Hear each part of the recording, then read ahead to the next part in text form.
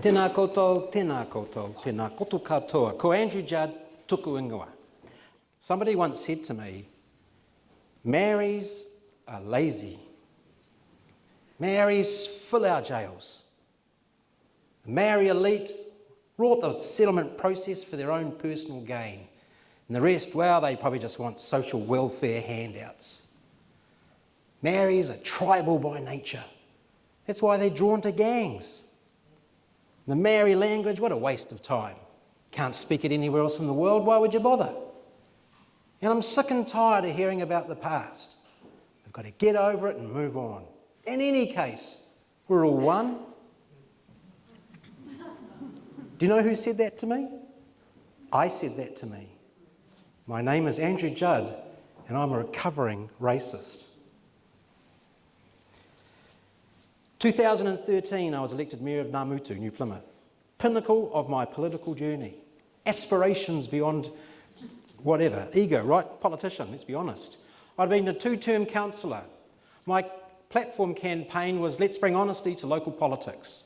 And the narrative behind that was an ageing infrastructure, population on, have an asset of their home but low fixed income. We weren't being honest about the challenges that were facing us as a community.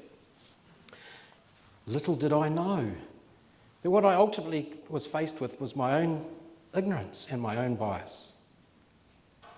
Do you know, until I was elected mayor, I'd never been or stepped foot on a marae. I had never engaged in the Māori world in any way, shape or form. In fact, Māori world, I would have been, what are you talking about? We're one. But I did find myself in this new environment. And I was getting deeply challenged because what I was experiencing was clashing with my inner sense of how I'd been raised to perceive Māori. For the first time in my life, I was listening, with my heart actually, about the challenges that existed for Māori.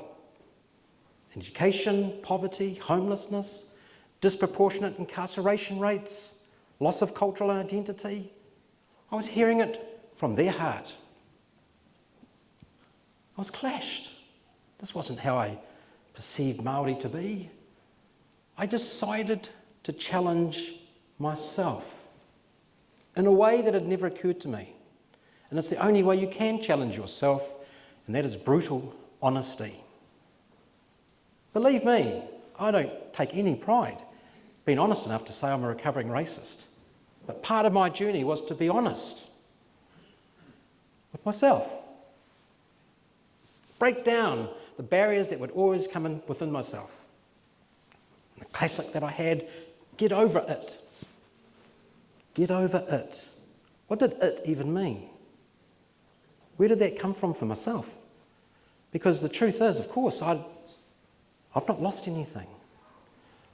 My grandfather's farm, if I'd had a grandfather with a farm, but if I had, it wasn't taken by my government.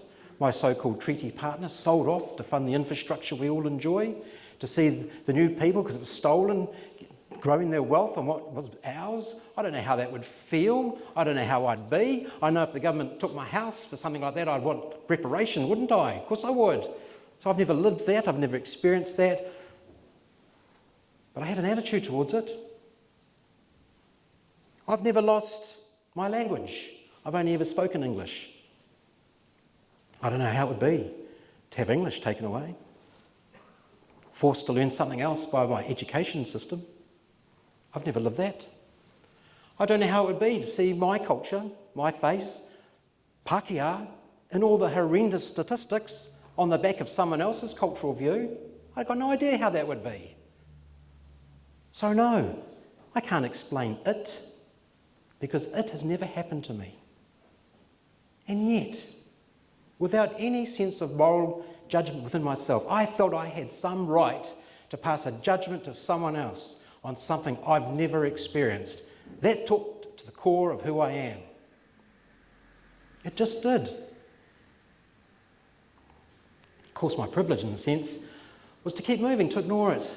We've got to move on. We can't be stuck here forever.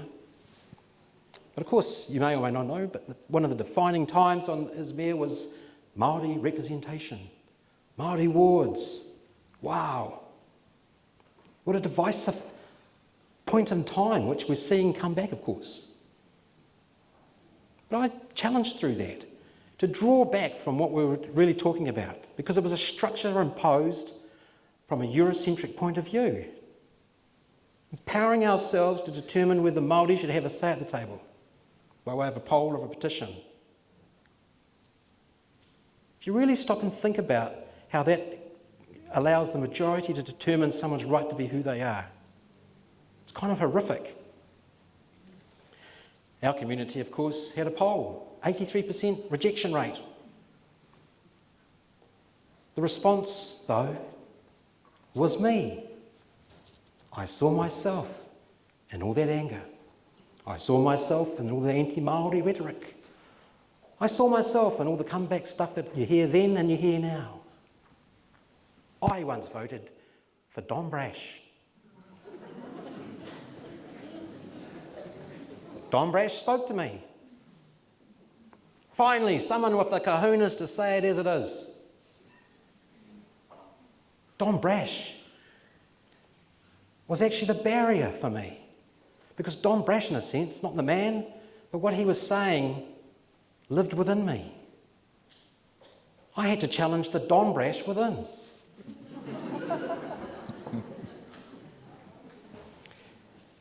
You know, I didn't want to know Maori language, Te Reo.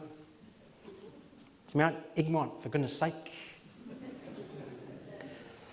But here I was the mayor, and there was a member of staff who identified as a young Māori lady, came to my office all sheepishly, said, Mr Mayor, it's me, Mr Mayor, I'd like to give up my lunch hour once a week to help you with some pronunciation of place names. Because you were saying Taranaki, it's Taranaki. So I talk about, I call it a 5-step te reo journey I went on. Step 1, I thought, yeah, I'm woke now, that seems to be the thing to do. Step 2, I had to hear myself on my own, in the bathroom, try and pronounce Taranaki. Because Taranaki was so natural and normal, it felt like I'm talking about another place. I couldn't even roll my Tarara. But no, step 1, I said, I'm going to do it. Step 3, pronounce correctly in front of friends and family. Because I said to a friend, I'm going to Waiata. Oh my God, you Maori lover. Are you one of them now? I suppose you've got a green soap and a rope around your neck too? Step 4, be authentic. Don't say Waiata on the marae and Waitra at the Rotary Club. And step 5, self-correct. Where are you from, Andrew? I'm from Taranaki. Self-correct. Now go figure, I thought. How broken am I? That's just the human decency to pronounce a place name properly. Not only did I not do it, I didn't want to do it. Where did that anger come from in me? What was triggering me? Because I guarantee if I went overseas on holiday, if I went to Paris, I'd get the book. Madame, Monsieur, oui, oui. French, I love it. Oh yeah, wish I could speak another language. Where are you from? Taranaki. I'm broken. That didn't talk to who Māori are, that talked to who I am.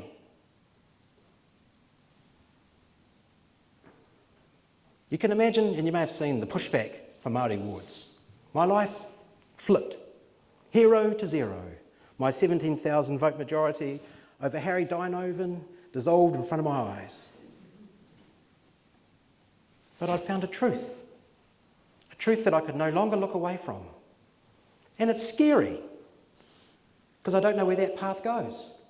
I've never been down that path. My safety place is how I was raised to be and think and feel. Because I'm not Māori, I can't speak for Māori. Where do I belong? What's my connection? What is my culture? That really stuck with me. What's my culture? How do I identify as a Pākehā New Zealander? Because that's who I am. I'm staying with a lovely host, I'll just acknowledge. Thank you so much. Imagine having me in your house. If she said to me, after tonight come back round, I'm having some guests from around the globe. They're going to come dressed in their national costume. What would I wear? Please? An All Blacks jersey, red band gumboots, take along a Buzzy Bee and some tip-top ice cream? How do I connect? What are my actual shared values? What do I believe in? What do I stand up for? What would I fall for? Because I certainly grab, in an emotional sense, the haka before an All Blacks match. Whoa, yeah. Watching a poll footy with visiting dignitaries, that's appropriate. New Zealand. But I can't speak te reo. I don't understand the haka or what a poll footy is. But we're all one. Kaumātua once said, if we're all one, let's all be Māori. True, eh?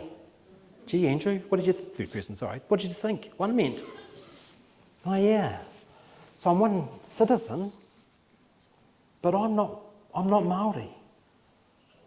I'm tangata tiriti. That's my place. That was gifted to us all those years ago. I should be proud of that. No one else in the world has that. What a special thing to behold. But how have I lived my life? Not as tangata tiriti. I've lived my life as the treaty. Gosh, I didn't even know there's two versions. What were they thinking? How broken have we been? We must do better. We have to do better, because it's not working. If it doesn't work for Māori, it doesn't work for tangata tiriti. My time was coming to an end as mayor, and I was in a small cafe in Waiata getting some lunch, clearly cakes. And a Māori gentleman whom I didn't know came up when I was at the counter and said, "I'd like to pay for your lunch." I was too embarrassed to come over, but I felt I needed to. Not many people stand up for my people. Beautiful, humbling moment. After I thanked him and left, there was a gentleman waiting out by my car. Said, "Oh yeah, I thought it was you. Now listen, mate, we voted for you to sort these Maoris out and you've stuffed it up and we hate you for it." Oh, gee, kiss and a slap from two strangers. But you know, a realisation that the angry man is me and I'm him. We're broken, really deep within. So I made the decision not to seek re-election, not because I'd capitulated, not at all. But we are a living example to the children. What we do and say today is an example to them. Part of that journey was challenging. Where did this come from in me? Why was I like this? I thought of myself as a good person. I'm not racist. I'd deflect. Racist, that's the KKK, isn't it? At least we're not like Australia. And all that time, giving myself permission to determine what or wasn't racism, when I've never experienced it, have I? Everything in my country's been designed by me to work for me. How are we going to fix this? Having petitions and polls? How would you feel if it was your voice being petitioned to be excluded? And yes, I've been speaking this for 10 years. 10 years ago we were debating this. So I hope there's some good Q&A, because that's where change can come from. Because I don't speak for Pākehā. Clearly I don't. Or on behalf of Pākehā. I speak as a Pākehā. I speak as a tangata tiriti. I say that the gift that was given is amazing. I've never felt so free in my life. Yes, here he is, the person that's woke. But I'd rather be woke than remain asleep and keep colonising, because that's what I was doing. We were driving to Napier for football with our children. My wife, a nurse, was practising some te reo Māori. After about, probably only 5 minutes, I said, "Oh God, can I put the radio back on?" My kids were in the back. I was colonising without realising. I was part of the problem. And I now want to be part of the solution. My challenge to you, because who cares what I say? Doesn't matter, right? What matters, though, is what's in your heart. What questions have you asked of yourself? Where does the tatiriti sit for your life? And there's lots of ways to do that. And they're individual. You've all got different life's experiences. I'm a recovering racist. I don't know what's in your heart. I'm not accusing anyone of anything. I'm reflecting the journey that I'm still on to try and be a better person. Finish with this. Think of this. We understand representation. You'll probably relate to this mostly. But when I was the mayor, there was a bit of a war going on in your area about amalgamation. Yeah. How ironic. The pushback for people saying, I don't want to merge with them and lose my identity and my voice. Because it counts, right? None more so than tangata whenua, who have and will always have pre-existing rights. The right to self-determine, the right to be heard, the right to be included. Not some right to exclude through polls and petitions. Till we stand as tangata tiriti, nothing will change. But come stand with me, you'll love it. Nō reira, tēnā koutou, tēnā tātou katoa, kia ora.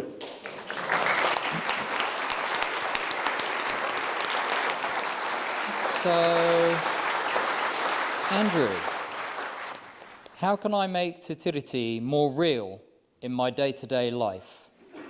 And what are some helpful responses when others make racist, anti-Māori comments? So the second part of the question is the first part of the question, and that is all you can manage is your own response from in your own heart. And from that comes how you've challenged yourself.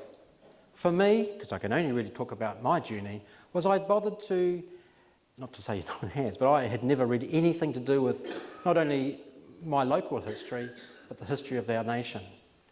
And the learning that I took with an empathetic approach rather than a judgmental approach. I challenged the internal desire to keep finding pushbacks or yeah but moments and tried to apply critical thinking with caring, open desire to see it through someone else's experience, something I haven't lived. I get challenged off daily, or pretty much daily, from hugs to full-on rage. And in all of that, all you can do is be yourself. Simply care and love your brother or sister as you would want to be answered for yourself. Is it easy? No, it's not. Of course, my heart rate increases when I see the nostrils flaring of the person coming at me. And that can be a family member. It's not easy. But here's the thing. I'm privileged. I can walk away. I don't have to live this. I'm not Māori. That's my answer to that. Think of that. But stand in the truth as you see it and feel it. Awesome. Great advice. Thank you. You were saying to me just a minute ago you get visitors coming to see you at work with congratulations and challenges. In that situation, you can't get away. How do you deal with those visitors? So one of the easiest or hardest, I suppose, things to be conscious of is getting into a never-ending circle debate with somebody who keeps coming back with yeah buts. Go on forever. But to me, if someone's come into a challenge, they're seeking something. For me, I want to plant a seed. To answer it with an example, a lady came in, so I have an optometry practice. A lady came in to the practice, I didn't know her, came up to me, he said, "Oh, you're wrong, Andrew Judd. Those Marys should be slaves still, cleaners, lock them up." Wow. But think about what must have been in that person's heart and mind. And she was visibly angry. How do I respond? So I said, look, thank you for coming in. That can't have been easy. I used to think like that too. And I don't speak for you, clearly. For me, I realised I had to change. For me, when I thought like that, I realised I was ignorant and racist. But thanks for coming in.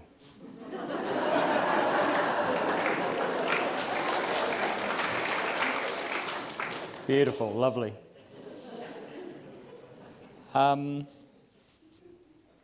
As a minority, Māori in an organisation, how do I nicely get rid of an entrenched colonial thinking? A similar question. A little bit bigger though. No, it's not big at all. It's actually the smallest of all. It has to be and start and continue within yourself. Because I'm on a journey. I'm a recovering racist. I still have parts of me that respond to what I call the dog whistle. I still get triggered by some things. What's changed for me is I'm now aware of that, and I'm conscious of changing my unconscious body language. Some of the people that come to challenge are looking for a fight. I realised in my life before, because I never thought I was racist, surely not.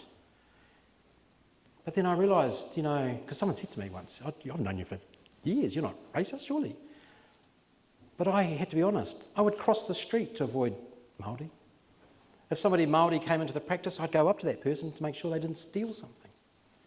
What I never realised was my unconscious body language and bias that was demonstrating itself. I had no idea. I'm now conscious of that. That's how I respond to the people that challenge me. Because do you know who I'm actually responding to? My work colleagues watching me. Other people in earshot. But mostly for my own sense of tangata tiriti.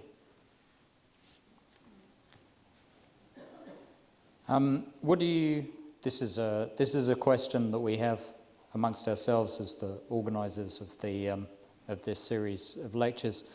What do you think being tangata tiriti means? Is it something that you automatically are when you're born here, not as tangata whenua, or the moment you step off the plane as an immigrant, or is there a will behind it? Is there a motivation? Is it not exactly? Is it something you earn through effort, through living it? What do you think it means to be tangata tiriti? That will mean a lot of things for a lot of different people. What does it mean to be a man? What does it mean to be a parent? What does it mean to be a female? What does it mean to be anything in life? For me, I can only talk about me, I'm still finding that out. One thing I've learnt though, is what I phrase as staying in my lane. I'm not Māori. I can't speak for Māori or on behalf of Māori. I've not lived that experience. I've not walked in those shoes. As tangata tiriti though, I have a responsibility of the partnership to uphold the pre-existing rights that were there before my ancestors arrived. The gift of allowing us to be part of the connected to the land. To be inclusive. To break down barriers that exist for Māori. To be a decent person. And that's all of us that arrive here through te tiriti. What a gift. It's not something we should be scared of, it's something we should celebrate. Imagine if we truly were partners. On a recent interview, the journalist said, it's never worked anywhere in the world. Look at the state of where you can't have two governments, you can't have two systems, blah, blah, blah. Where's that worked in the world? It can work here. It should work here. We lead the world. We're first for the woman vote. Tangata whenua signed a treaty with the Crown to allow us to be here. We work it out. We break away from the shackle of a British system. We're not in England. We're in our nation. Do I have the answers to all of that? Of course I don't.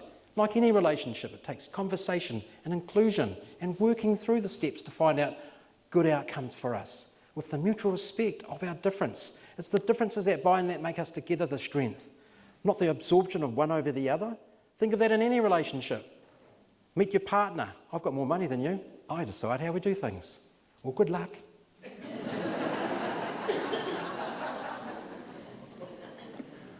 So true. Speaking of working through the steps, how do you know when you're a recovered racist? Again, it's so I was doing this speech at a local government conference, and a kaumātua said to me, "Oh, Andrew, you can't be a recovered racist forever." And I understand that. But I have to, again, would you say to a recovering alcoholic, surely you can have one drink? The brutal truth is I was raised to be a certain way, and I'm wanting to break the cycle for the next generation. That's all. I'll always be recovering. There are aspects of Māoridom that I don't understand, don't agree with, but I can pull myself up. So I'm trying to be a better person and going from recovering racist to tangata tiriti. But I'll always be, I always was, I always held that attitude. I can't hide from that. I'm owning it. Have you discovered the source or cause of your white Pākehā anger at Māoridom?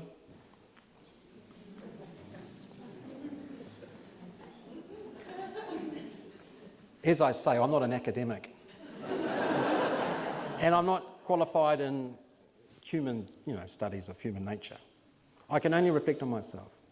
And I've asked that question of myself a lot. Because surely, and we often say, you're not born this way, you're taught it, right?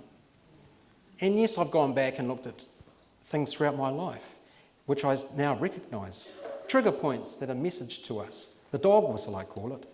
The way in which the narrative is spoken about Māori on the news or anything really. And I think that's where it came from for me. I can't blame anyone for that though.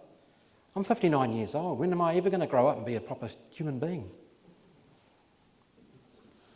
I hear that some mahi that you do in your spare time is repatriating taonga to their rightful owners. Can you tell us a little bit about that work?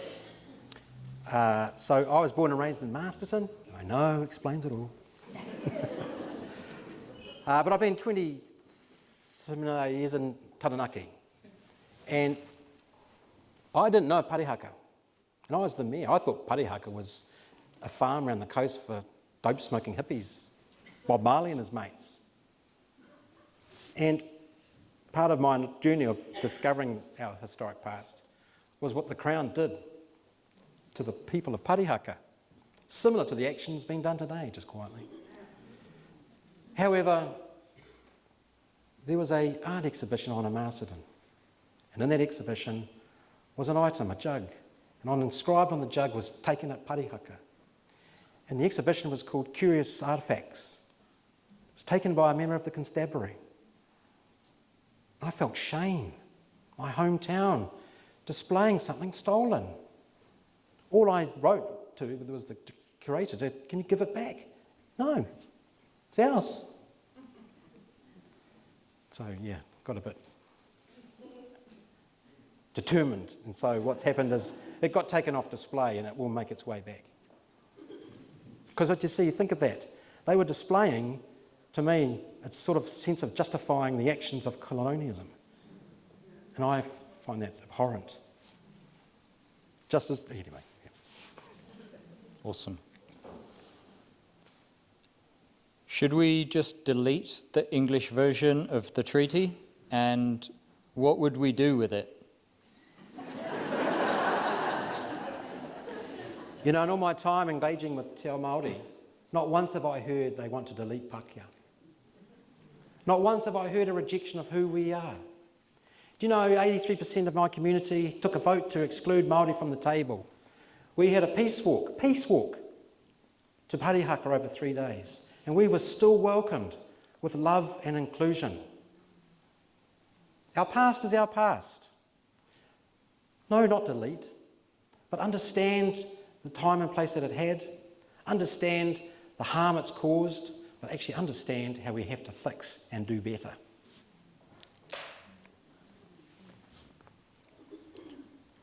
We've got a cage rattler here. Haven't Māori had their concerns addressed by treaty settlements? When is enough enough? Okay. Some of the treaty settlements that I've observed, particularly for Taranaki with Te Atiawa, I was present in Parliament House. The first thing that stood out and broke my heart the most was that less than a handful of the political parties were in the House to say sorry. It was embarrassing, actually. My naivety. I thought treaty settlement was authentic, real, doing the right thing. No one was there, not even the Prime Minister. Is it over? When we have governments of today that unwind all those gains that we've just seen, I would say, by doing what they're doing, you've undone all the treaty settlements. Because what were you saying sorry for when you repeat the same action? In fact, further to that question, I would never take a few cents in the dollar if my grandfather's farm was stolen and hear the government, the thief, determine the outcome of the settlement. To say, sorry, that's all that's in the kitty, we can't afford it. Well, on the other side of your mouth, give South Canterbury Finance more than any of the treaty settlements to date, and not in a blink of an eye. I would be more radical and say, as tangata tiriti, because we say we can't afford it, we must put in place a permanent targeted fee on all houses to actually pay proper reparation. And the only people who can say treaty settlements is full and final are Māori.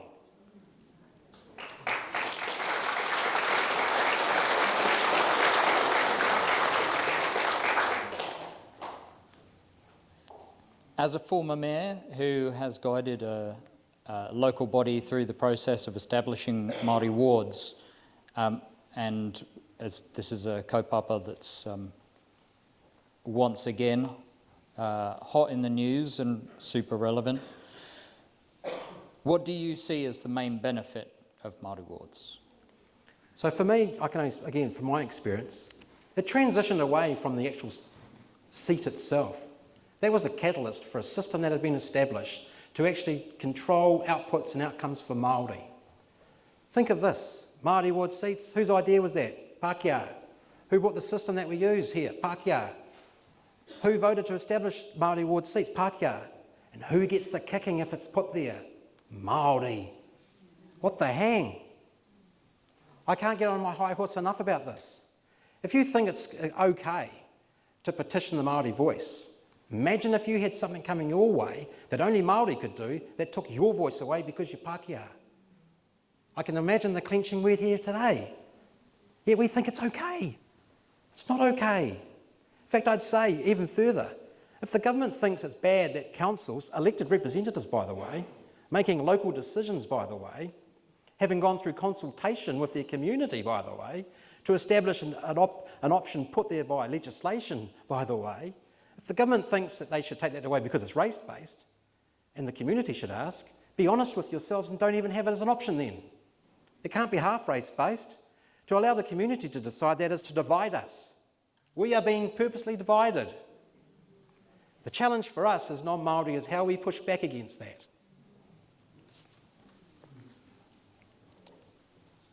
What are the chances of getting the Luxon government to support UNDREP and or release their own version of He Puapua?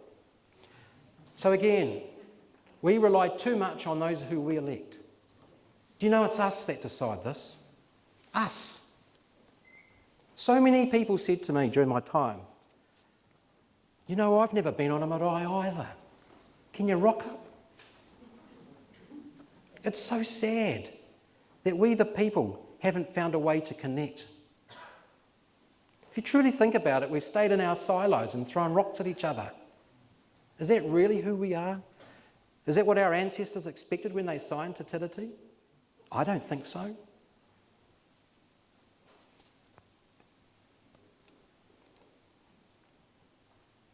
We have He Whakaputanga, the Declaration of Independence of the Rangatiratanga o Nui Tireni. We have Te Tiriti o Waitangi. They're two documents that are the context for one another and need to be read together. Why do you think that we don't seem to revere our founding documents in this country like the Americans do of their Declaration of Independence and their written constitution? So when I got married, I signed a marriage certificate. I've never gone to the drawer to pull it out to see what was written in that, to make sure my relationship's going well. If I'm relying on what was put on some paper for how I got on with my partner, there's something seriously wrong with me. But you're right. And I, again, can only speak for me. I knew nothing. We don't teach it. We don't talk about it.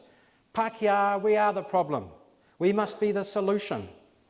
We are the ones that have to change.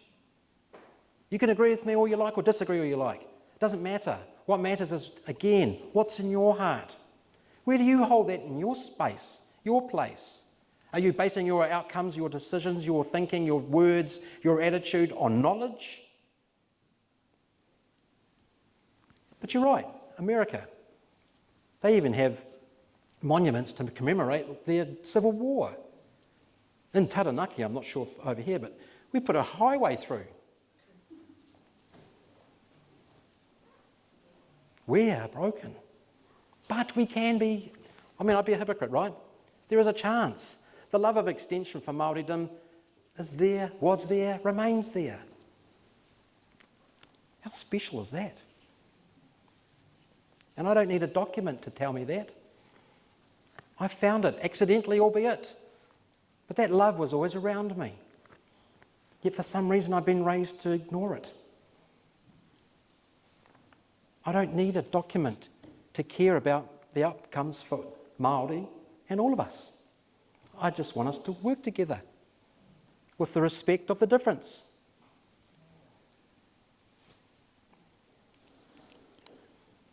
In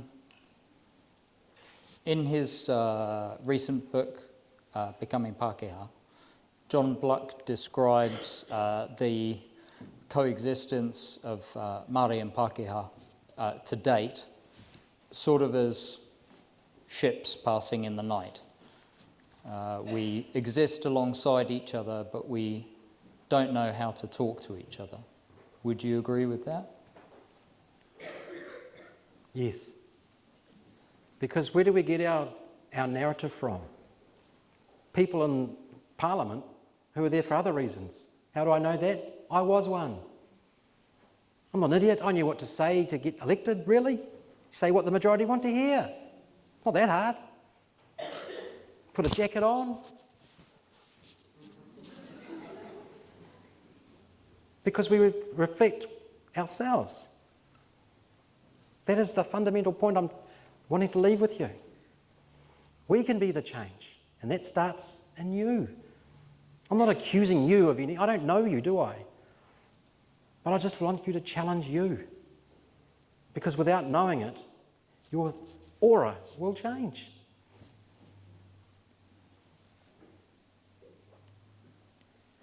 I want to leave it on that note because that's beautiful.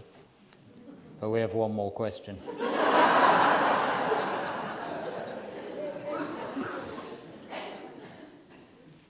The New Zealand government is unconstitutional and actually have no lawful jurisdiction. How urgently do we need a written constitution that can outlive the Crown? Again, I don't have all those answers, other than to say we need a new conversation that is Te Tiriti-centric. And for me, that's what being tangata tiriti means, of the treaty. I'm a child of the treaty. That has to be at the heart of all of what we do. And that really, if I could wave the wand, is to unpick what we've got, sit around together, the two partners, and talk through what will work. Even Māori wards, not you asked me this, surely every rohi should have the option to decide what works for it. Māori should determine how their voice should be at the table. What's wrong with that? We can lead the world.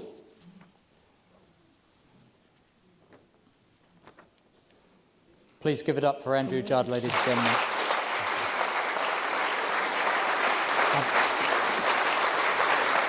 Thanks so much.